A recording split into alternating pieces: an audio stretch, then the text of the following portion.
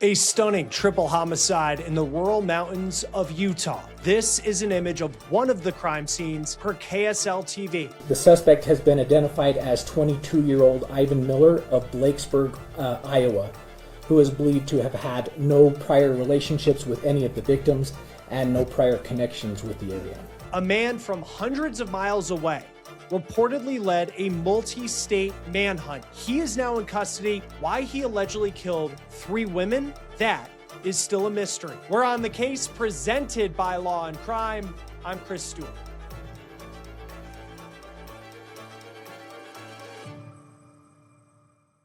All right, hey guys, real quick before we get into this episode of On the Case, let's be honest. When most people look at their bank statements, the amount of DoorDash orders over the last 2 years is probably a little embarrassing. But I just saw a report that will make you put your phone down because there are some serious allegations coming out that the app may have tracked your precise location and shared it with third parties without your consent, potentially capitalizing on sensitive data. It's actually a huge privacy deal, and Morgan & Morgan is jumping in to investigate. So if you have used the app between 2023 and 2025, you can easily check to see if you qualify for a claim. And if you do, you may be entitled to compensation. You can visit forthepeople.com/OTC DoorDash or click the link in the description for a free case review. It takes just 5 minutes or less. This case put a rural part of Utah on edge overnight. 3 women murdered, 2 on a hiking trail, 1 in her home. And even after the arrest, we still don't know why this happened. Now, this is the suspect. His name is Ivan Miller. Here's his mugshot. He was taken into custody in Colorado and is going to be sent back to Utah. Again, there's a lot of questions in this story still unanswered, and that is such a major and shocking part of it as we're working to learn more about him. He's 22 years old, and he's from Iowa. He's from a small town, Blakesburg, Iowa. That's more than 1,000 miles away from Wayne County, Utah, where these murders took place. Now, today, law enforcement held a news conference in Wayne County announcing Miller's arrest. He was taken into custody overnight in southern Colorado. Now, before we get into the manhunt, I want to talk about what happened last night in this county. It's about 3 hours south of Salt Lake City. On Wednesday evening, March 4th, a call came in to the Wayne County Communication Center reporting 2 deceased females near a trailhead off of SR 12 here in Wayne County.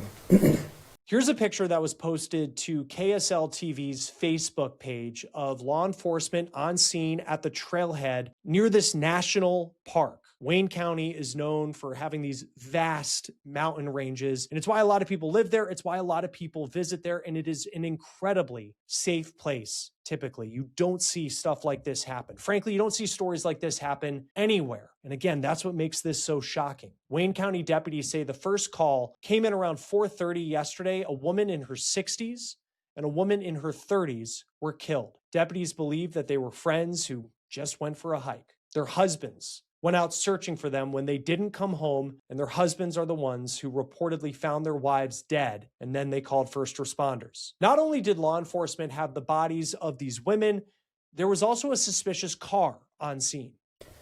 Officers found a vehicle in close proximity to the trailhead that appeared suspicious and did not belong to the 2 victims. As they investigated this vehicle, they responded to a nearby residence in nearby Lyman. Upon arriving at the residence in Lyman, officers discovered evidence that led them to the body of a 3rd victim, an elderly female who was the registered owner of the vehicle that was located not near the trailhead. Investigators also discovered that a vehicle was missing from the trailhead that belonged to one of the victims. They immediately suspected that the suspect in the situation had stolen this vehicle and had used it in attempts to flee the area. So this is a picture of the house in nearby Lyman, Utah, population 196. This is another picture that KSL TV put on their Facebook page. And deputies say this 3rd victim was a woman in her 80s. She was home alone when she was killed. Deputies believe the killer took her life first, then took her car, drove to this hiking trail, and then killed the 2 women. the woman in her 80s who died in her home. She lives about 10 to 15 miles away from where these hikers were killed. With one of the hikers' cars missing, deputies were able to track the vehicle using license plate readers because they have the make, the model, and the license plate number, and that is how they were able to get on this killer's trail. They say that the killer drove from Utah through northern Arizona and continued to go east, and then he was taken into custody.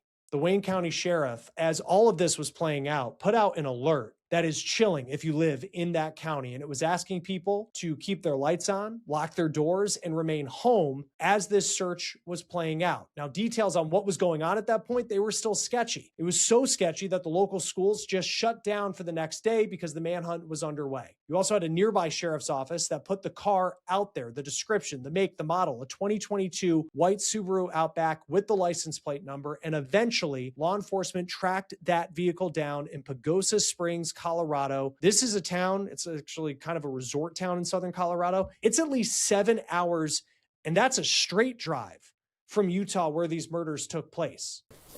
The vehicle was successfully tracked to Pagosa Springs, Colorado, where a coordinated effort between multiple law enforcement agencies in that area led them to this vehicle, which was left abandoned. As a short, brief search of the area led them to the suspect, which he was taken into custody without any further incident. The suspect has been identified as 22-year-old Ivan Miller of Blakesburg, Iowa, who is believed to have had no prior relationships with any of the victims and no prior connections with the area. Now, here is the mugshot once again for Ivan Miller. He is 22 years old, and he is from a rural town in Iowa. Blakesburg, Iowa, it has less than 300 people. Why was he in Utah? Deputies say he has no ties to Utah, and even more shocking, he has no ties to his alleged victims. They have no prior relationship. This appears to have been, according to law enforcement, random. So is there anything to lead you and investigators to believe this was a targeted attack on these specific women? We have nothing to suggest that they were targeted specifically. And again, we have nothing to suggest that they had any prior relationship, and he has no connections to this area. And do we know why Mr. Miller was in Utah? I'm still looking into that to see ultimately what his movements were prior to the incident happening and what he was doing here in Utah. Law enforcement have not released information as far as cause of death at the time of this recording. They don't know much about a criminal record for Miller at this point. We did find a daily dispatch record for state troopers in Alaska that list an Ivan Miller being charged with operating a vessel without personal flotation devices. That was in July of last year. Now, to this point, deputies in Utah do not believe that this was a targeted attack. They believe that Miller allegedly killed these women, in their words, out of convenience. It was random. Ivan Miller's Colorado jail booking page says that right now he is faced with the charge of carrying a concealed weapon, knife/gun. He is expected to face more charges when he makes his way back to Utah. Deputies did not release the cause of death at the news conference in Wayne County, but here is what law enforcement said. We'll first start off with just a brief statement. I'm probably just going to talk to you there.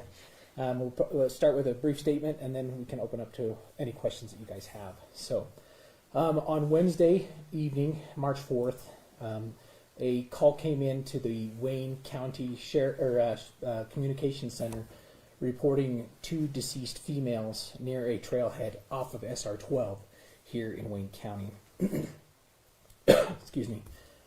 Upon arriving at the trailhead, law enforcement located 2 husbands of the deceased females who had initially reported the incident to the dispatch center and confirmed that both females were deceased, and it appeared that it was apparent homicide.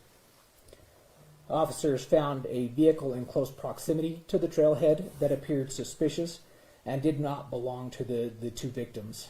As they investigated this vehicle, they responded to a nearby residence in nearby Lyman. Upon arriving at the residence in Lyman, officers discovered evidence that led them to the body of a 3rd victim, an elderly female who was the registered owner of the vehicle that was located not near the trailhead. Investigators also discovered that a vehicle was missing from the trailhead that belonged to one of the victims. They immediately suspected that the suspect in the situation had stolen this vehicle and had used it in attempts to flee the area. Investigators utilized automated license plate readers and integrated vehicle tracking services to monitor the stolen vehicle's movements through southern Utah into northern Arizona and eventually into Colorado. The vehicle was successfully tracked to Pagosa Springs, Colorado, where a coordinated effort between multiple law enforcement agencies in that area led them to this vehicle, which was left abandoned. As a short, brief search of the area led them to the suspect, he was taken into custody without any further incident. The suspect has been identified as 22-year-old Ivan Miller of Blakesburg, Iowa, who is believed to have had no prior relationships with any of the victims and no prior connections with the area.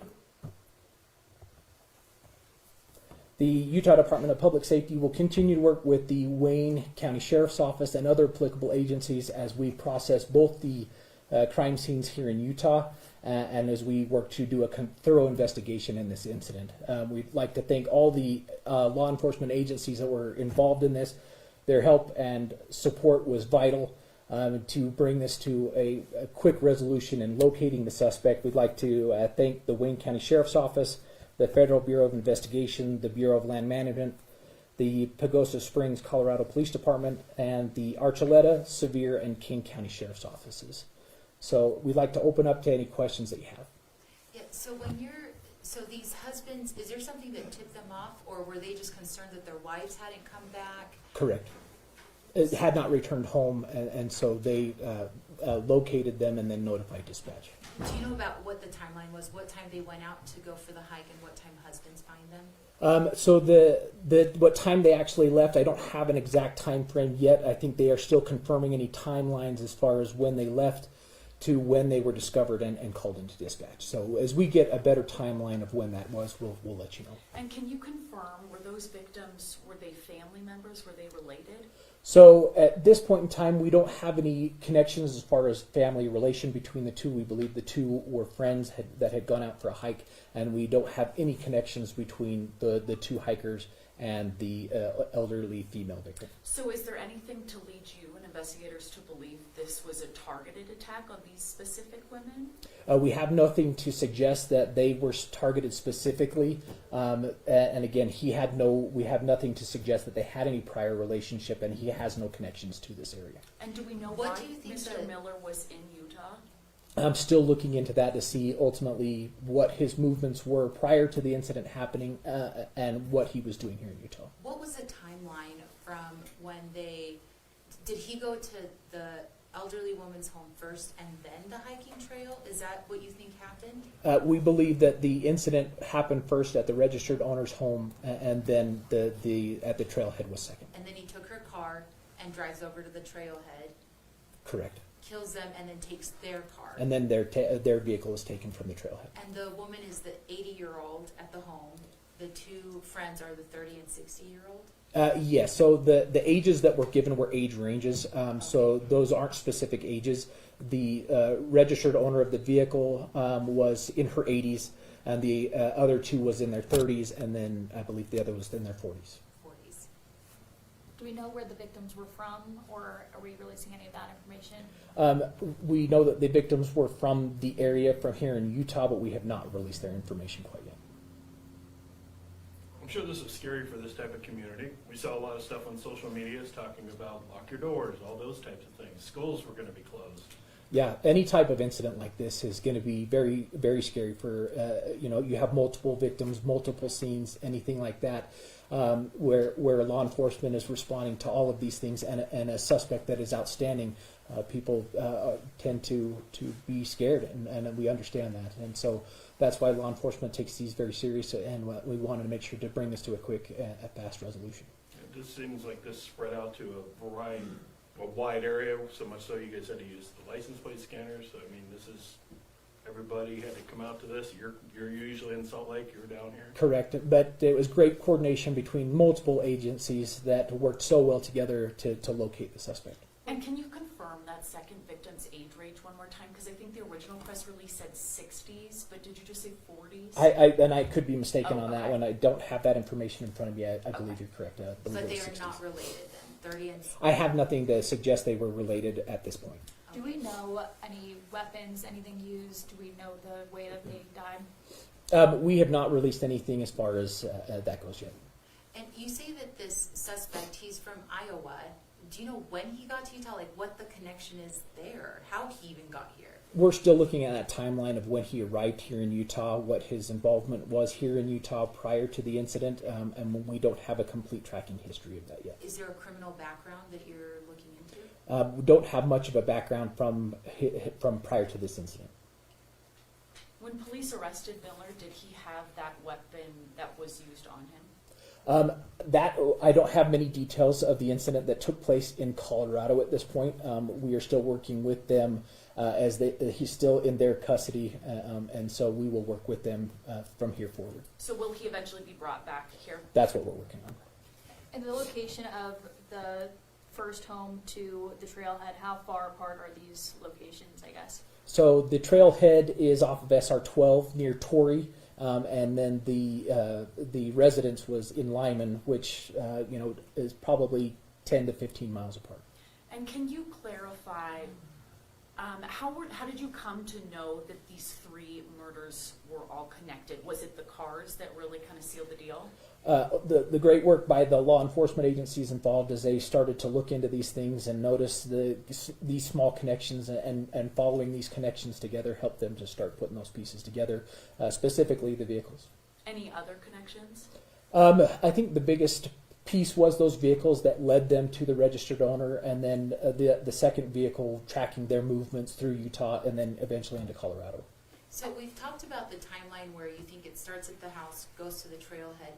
When do you guys find out? Is it you find out with the husbands and then you realize, hey, this car belongs over here, and you find the other victim? Is that how that happened? Correct. Yes, so the husbands reported through dispatch that they located the two females at the trailhead. Officers respond to the trailhead, talk to them. They also are the ones that help us to understand that vehicle is missing from the trailhead. They investigate that other vehicle that is suspicious at the trailhead, doesn't belong to either of those victims, and trace that to the registered owner's home residence in Lyman. And do you have I know you said you don't really have a timeline, but do you have any time of like when those calls came in or when they were found deceased? So the initial call came in at 4:30 yesterday afternoon. And I believe that is from the two husbands that located them on the trailhead. I believe that is the only call that I'm aware of. We know obviously this is a small community. Can you tell us what this looks like for this kind of community moving forward? I mean, 3 homicides in 24 hours? It's going to be something that definitely shakes the community for a little while, and we want, as law enforcement, want to help them get back to normal as much as we possibly can, but it's something that will definitely take them a little bit to recover from. I know that they've taken precautions, especially last night, knowing that there was an outstanding suspect. You'd have to speak to them specifically about what they did, but I believe some of the schools are closed, city offices are closed, things like that, just to make sure everybody stays safe. Do you know if the suspect is connected to any other cases, any other murder cases in other states, in Iowa? We are not aware of anything at this point, but again, still early on in the investigation, still have a lot of the history of that to look into. Do you have any details on the route that he took to get from here to Pagosa Springs? That's quite a distance. I don't have that exact route in front of me of the how they followed him using those methods, but that's something we can put out at a later time. Did you say where the hikers reside? Where they're from? They are here from the area, but I don't have their specific information with me now. Okay. So Wayne County is... Wayne County, whether they have ties to other parts of Utah, that I'm not sure. Okay. And again, I'm going to ask, was there a time that, what was the amount of time elapsed where the husbands became concerned? Was it a matter of hours or? I haven't confirmed the time frame from when they left for the hike to when they were discovered. We understand that next of kin notifications are happening for family members. Do you have a timeline if you'll be releasing names? We are working with the families now, making sure that they can notify all loved ones in the area, not outside the area, before we release any of that information. So I would anticipate that shouldn't be too long, but within the next day or so, we would hope. But as we work with them, we will get that information out as quickly as possible. And just, can you give us a little bit, for those that are here in the community, they're kind of seeing the crime scene tape, what can they expect in the next few hours in terms of actually processing these scenes? What is that going to look like? Yeah, they'll see a lot of activity at both of those scenes. The residence specifically is right next to the SR-24, which goes right through town, and they'll see a lot of activity at that residence. So please make sure to give them the space they need to work. Be cautious too, because a lot of times traffic may back up, that we don't want any collisions to occur. But they'll try to process those scenes as quickly as possible. We want to make sure that we do everything that we can to document everything and do it as thorough as possible. Now, yesterday, was it Sheriff's Office that was processing scene, or did you guys start yesterday, had nightfall, and then are picking back up this morning? What is that? So the investigation began yesterday as they began. Initially, we wanted to try to identify this suspect and try to locate them as quickly as possible. And that really got things, with that, how rapidly that transpired. They did a great job in following that. Ultimately, he's in custody now. So officers did a great job. But now, with daylight, will help us to document those scenes and the crime scene technicians there at those scenes. So part of it is waiting till daylight, but also the suspect identification and capture was a priority. Considering the amount of violence that was visited on this community, how important do you think that quick apprehension was? I mean, we can't know what he might have done, allegedly, but... Yeah, just 3 homicides within a very short time frame and a stolen vehicle. Who knows what that could have led to? Hate to even try to imagine what that would have led to. And I don't know if it's too early to speak to this, but I mean, we're not talking about a family or men. It's 3 women who were alone, from what it sounds like. Any concerns that they were targeted for being women, potentially? Nothing that would suggest right now that that's why he targeted them, just because it was more probably that we can see right now that the vehicle use for these him to be able to get out of the area. Are there any other vehicles that you've located that he might have traveled into this area? That we're still investigating to see how he got to Utah, and then what his involvement here in Utah, how long that has, if he was just passing through this area specifically, if he'd been to any other parts of the state. Hypothetically, if somebody was to come across an abandoned vehicle in Wayne County, I imagine that's something you'd want to know about? If there's something that looks suspicious, they could report that, but we don't have anything that would suggest any other vehicles at this point. I've seen the term serial killer thrown around in this case, and at one point there was numbers that maybe many more victims, or up to 8. Do you qualify this with 3 victims as potentially a serial killer incident? Hard to say as far as motive or anything like that. We have not narrowed down each type of motive. It's still early on in the investigation right now. As far as it's a very tragic situation, we don't believe he's targeted these for any specific reason other than just for convenience. As far as your memory goes, can you recall something similar to this happening in this area recently? To my knowledge, and again, this is something that in coordinating with the Wayne County Sheriff's Office, they handle a lot of these investigations in this area. They would have a better knowledge of kind of what that looks like. But not to my knowledge. Do you know if the resident was she alone? The one of the residents. Yeah, it appears so. Yes. So.